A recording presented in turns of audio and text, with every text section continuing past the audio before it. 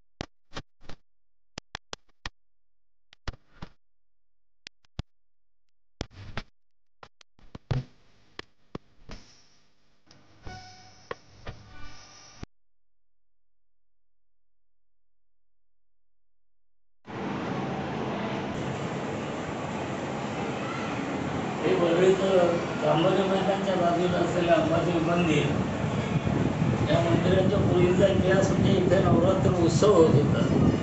Stage नाटक असे कार्यक्रम होते स्टेजवर, आणि ते पब्लिक पण सगळं भिडीत जायचं, भरपूर पब्लिक यायचं. पण त्यानंतर मग हे देवळाची स्थापना आमची जुनी मंडळी जी त्यांनी स्थापन केली, आणि त्यावेळेला मंदिर झाल्यानंतर मग ट्रस्ट झाला. ट्रस्टच्या नंतर हे हळूहळू एक आता जे स्वरूप आले ते मोठं जे झालं आहे ते त्याच्यानंतरची गोष्ट आहे. पण पूर्वी उत्सव जो होत होता त्यावेळेची माझं मात्र आज राहिलेली नाही.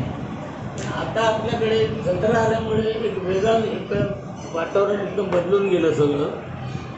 आज महालक्ष्मीची जत्रा बंद झालेली आहे, पण आपल्या ह्या जत्रेमुळे लोकांची हौस पूर्ण झाली आणि श्रद्धेचा भाग पण आहे. ज्यावेळेला अत्यंत 60 किलोमीटरवरनं पण लोक जत्रेला रात्री येतात, याचा अर्थ असं झाला की इकडे सुरक्षित आहे, कसली कोणाला चिंता नाही, टेन्शन नाही. त्यामुळे ह्या धार्मिक भावना पण आहेत आणि एक संघटकपणा जो हिंदुत्वाचा आहे तो लोकांमध्ये आहे, म्हणून या देवळात येतात लोक. आणि मला असं वाटते की ह्या देवळामध्ये इथे या जांभोरी मैदानच्या जत्रेमध्ये कधीही कोणाला कधी ना लेडीजना ना कोणाला त्रास झालेला आहे. त्याचं कारण असं आहे की इकडे आमचं कार्यकारी मंडळ जे आणि ट्रस्ट आहे त्यांचा इथे एकदम कडक वॉच असतो किंवा पारा असतो, आणि डिसिप्लिनच्या बाबतीत आम्ही कुठे कॉम्प्रोमाइज करत नाही, हे आमच्या ट्रस्टचं खास वैशिष्ट्य आहे. म्हणून मला वाटतं इथे सगळं कंट्रोलमध्ये आमच्यात. आणि महिला बिंदास येतात, दिवसभर ऑफिसमध्ये काम करणाऱ्या मुलीसुद्धा ते आईस्क्रीम खायला संध्याकाळचे येतात. अशा पद्धतीचं इथलं वातावरण आहे. आणि सगळ्या धर्माची सगळ्या जातीची लोक आहेत.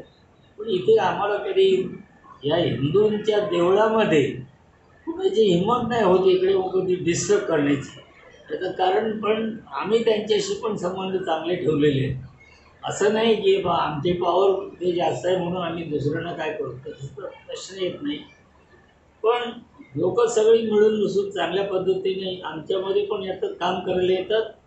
आणि त्यामुळे ह्या उत्सवाची एक परंपरा आहे, ती वेगळीच परंपरा असल्यामुळे धार्मिक बाब तर आहेच, पण एक संघटितपणा जो लोकांचा आहे त्याच्यामध्ये सगळ्या जाती धर्माचे लोक आहेत, व्यवस्थित सगळे एकत्र ह्या आमच्या कार्यक्रमाला पण चांगलं कोऑपरेशन देतात.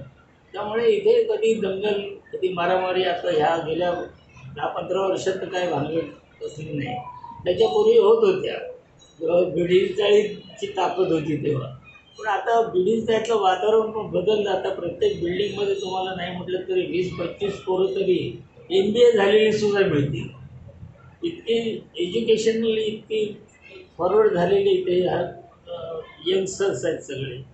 त्यामुळे सगळ्याच बाबतीत डिसिप्लिन नाही तर एक मर्यादासुद्धा सगळ्या ज्या काय घरातल्या असतात त्यासुद्धा सगळी तरुण पिढी चांगल्या तऱ्हेने सगळे पुढे येत आहेत. आईवडिलांना खऱ्या अर्थानं सुख मिळालं. वर्धेचं सगळ्या वस्तीला एक वेगळं नाव, इथे टॅक्सी पण यायची नाही पूर्वी आमच्याकडे. वर्ली में जाने का तो नहीं, लफड़ेवाली बात नाही. आज तसं राहिलेलं नाही. आज इतक्या विश्वासाने तो उत्तर भारतीय असू दे तर मुसलमान असू दे, कोणी असू दे, टॅक्सीवर बिंदास रात्री 1-2 वाजता येतो. आता या जत्रेमध्ये तर मला वाटतं खूप लोक टॅक्सीने पण येतात, पण त्यांना कॉन्फिडन्स आला की आता इथे गेलो तर आपल्याला काही प्रॉब्लेम होणार नाही. आणि या जत्रेमध्ये तर कोणाची हिंमतच नाही की कधी येऊन इथे काय गडबड करेल, अशी कोणाची हिंमत नाही राहिलेली आहे. सगळ्यांना कळून चुकलेलं इथे काय गडबड केली तर आपल्याला पोलीस पण आणि आम्ही पण त्यांचा बंदोबस्त करू. पण तशी वेळ कधी येत नाही. लोक सगळे कोऑपरेटिव्ह आहेत. सगळ्या दिशेनं बघायला गेलं मला असं वाटते की अशा पद्धतीचा उत्सव आणि अत्यंत शांतते सगळ्या आनंद मजा लुटायला इकडे येतात, पण कोणाला काही त्रास होत नाही. इतकं चौकसपणे आमचं सगळं कार्यकारी मंडळ सगळं कार्यरत असतं. आणि त्यामुळे मला असं वाटतं ह्या उत्सव एक वेगळा, इतर कुठेही बघा तुम्ही आणि आमचा उत्सव बघा, इतकी शांतता तुम्हाला कुठे मिळणार नाही आणि इतका आनंदसुद्धा कुठे मिळणार नाही.